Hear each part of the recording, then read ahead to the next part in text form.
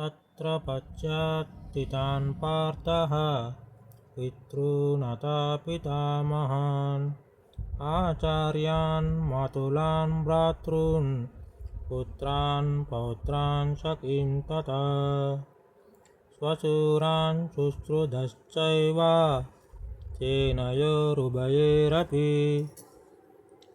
భావము: పిమ్మట పార్థుడు ఆ ఉభయ సేనలయందును చేరియున్న పేద తండ్రులను, పినతండ్రులను, తాత ముత్తాతలను, గురువులను, మేనమామలను, సోదరులను, పుత్రులను, పౌత్రులను, మిత్రులను, పిల్లనిచ్చిన మామలను, మున్నగు ఆత్మీయులను చూచెను.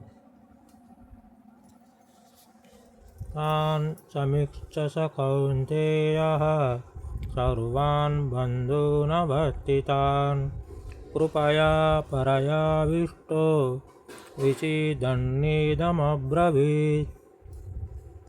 భావము: సమరభూమికి వచ్చియున్న బంధువులను అందరిని చూసి కుంతీపుత్రుడైన అర్జునుడు అత్యంత కరుణాసమచింత్తుడై శోకసంతప్తుడై ఇట్లు పలికెను.